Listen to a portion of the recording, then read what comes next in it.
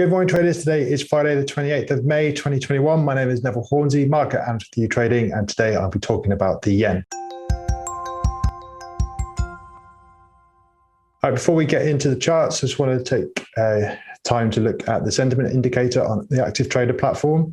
Here you see that the dollar versus the yen, 63% of traders are actually shorting this particular pair. And then if you go down to the British pound versus the yen, 84%, so that's quite an extreme level, are short the British pound, and 75% are shorting the euro versus the yen. So quite heavily long the yen, even though the overall trend, it would seem, is that the yen is depreciating.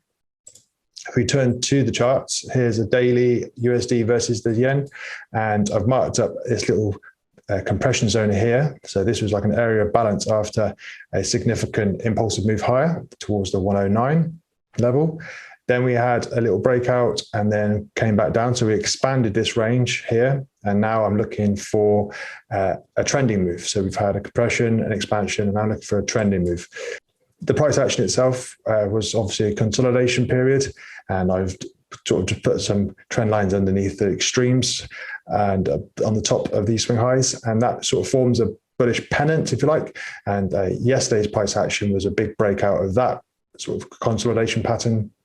So if you're aggressively long, you now want to be seeing higher highs and higher lows. You don't want to see yesterday's low get taken and for prices to come back into this pennant, this range, as that would probably signal that this was a false breakout.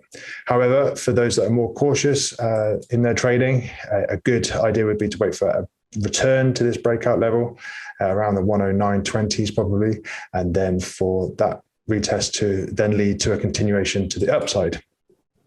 The momentum has been sideways, and we can see that obviously in the price action, but also the moving averages, though the 20, the 50, and the 200 period moving averages on this daily chart are actually stacked in a bullish manner. And the 20 in red here is obviously curling up after these big impulsive green candles, and so is the 50 now. The 200 is going to act as dynamic support back down at 107 should we get a breakdown, but everything currently is suggesting that price action and momentum are going to take this higher.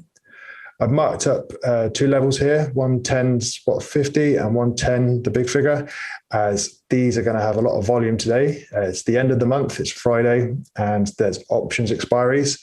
And on the dollar yen, there's a couple of billion, or maybe a few billion of options ready to expire today at these levels.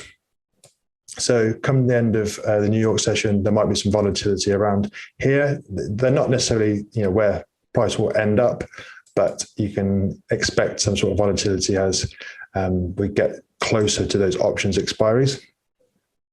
If we go to the British pound versus the yen, on a weekly chart, you can see that we're actually approaching the swing high made in the week of 28th of January 2018.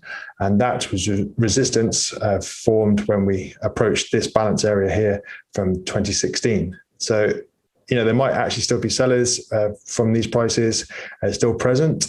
We might sweep the swing high here, or we might just find that there's still some selling pressure here to come, and this could be the top. If it was the top, then obviously this will be the bottom, and then halfway through would be around the 140 spot 5 level. I don't think the sort of data, the macroeconomic data suggests the yen is going to appreciate in any way anytime soon. The Bank of Japan are looking to extend their emergency measures as the COVID situation is not getting any better, to be honest. In Japan, they're going into further lockdowns. So economically, I imagine that Japan's going to be suffering for a lot longer. The yen will probably depreciate unless there's a move towards safe havens. And that would be maybe towards the dollar first because of the interest rate differential. But yeah, currently I think the yen's going to depreciate.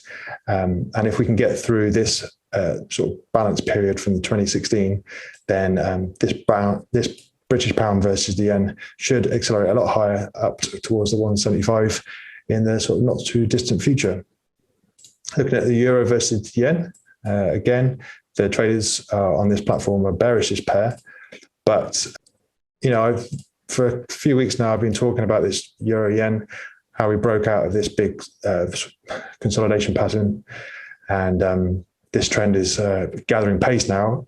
Europe is kind of looking likely to benefit from the vaccine rollout now, whereas Japan isn't. So I'm expecting big things still for this euro yen, and price action is giving me no reason not to believe that will happen. Last week I said it was bullish, and now we've taken out these swing highs from 2018. I fully expect us to at least test this candle from January 2018. For those cautious traders, maybe wait for a breakout, retest, and continuation on the USD versus the yen. Otherwise, just try and buy any dips on the euro yen. It is the end of the month. It is Friday. If you've made any money this month, today, try and keep it. I'll catch up with you in June. All right, take care. Bye-bye.